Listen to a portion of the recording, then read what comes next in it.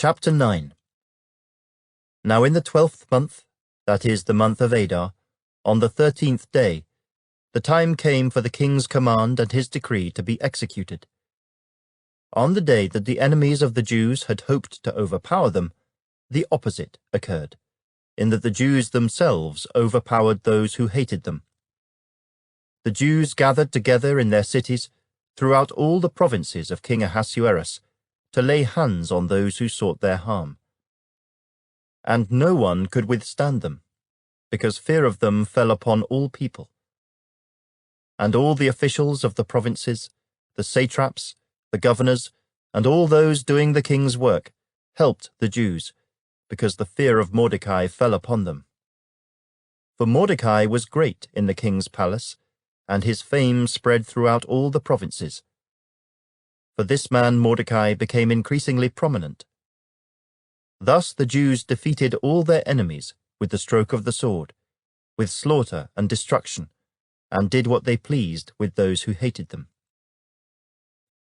And in Shushan the citadel, the Jews killed and destroyed 500 men.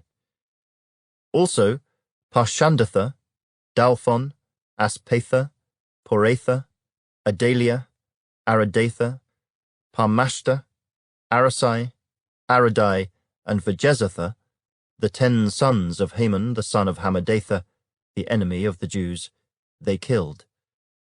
But they did not lay a hand on the plunder. On that day, the number of those who were killed in Shushan the citadel was brought to the king. And the king said to Queen Esther, "The Jews have killed and destroyed 500 men in Shushan the citadel, and the 10 sons of Haman. What have they done in the rest of the king's provinces? Now what is your petition? It shall be granted to you. Or what is your further request? It shall be done." Then Esther said, "If it pleases the king, let it be granted to the Jews who are in Shushan to do again tomorrow according to today's decree.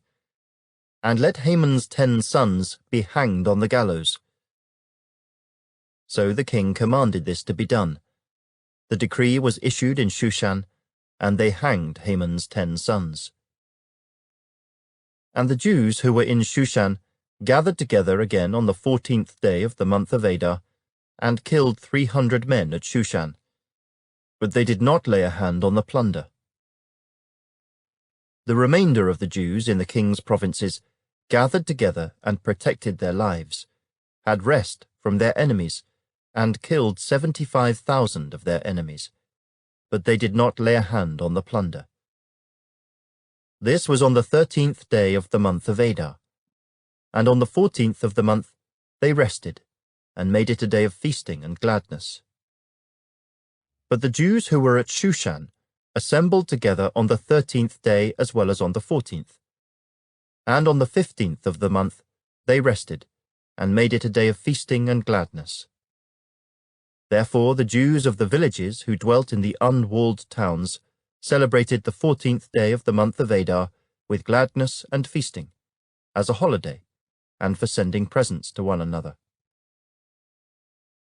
And Mordechai wrote these things and sent letters to all the Jews, near and far, who were in all the provinces of King Ahasuerus, to establish among them that they should celebrate yearly the 14th and 15th days of the month of Adar, as the days on which the Jews had rest from their enemies, as the month which was turned from sorrow to joy for them, and from mourning to a holiday. That they should make them days of feasting and joy, of sending presents to one another, and gifts to the poor. So the Jews accepted the custom which they had begun, as Mordechai had written to them, because Haman the son of Hammedatha the Agagite, the enemy of all the Jews, had plotted against the Jews to annihilate them, and had cast Pur, that is the lot, to consume them and destroy them. But when Esther came before the king, he commanded by letter that this wicked plot which Haman had devised against the Jews should return on his own head, and that he and his sons should be hanged on the gallows. So they called these days Purim, after the name Pur.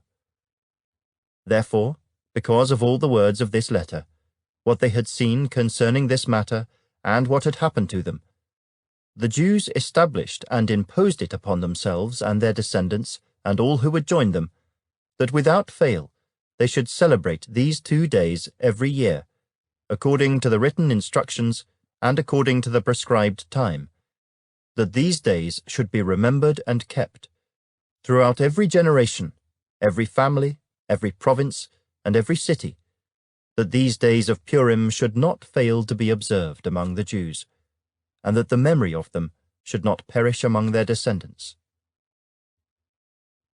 Then Queen Esther, the daughter of Abihail, with Mordechai the Jew, wrote with full authority to confirm this second letter about Purim. And Mordechai sent letters to all the Jews, to the 127 provinces of the kingdom of Ahasuerus, with words of peace and truth, to confirm these days of Purim at their appointed time, as Mordechai the Jew and Queen Esther had prescribed for them, and as they had decreed for themselves and their descendants concerning matters of their fasting and lamenting. So the decree of Esther confirmed these matters of Purim, and it was written in the book.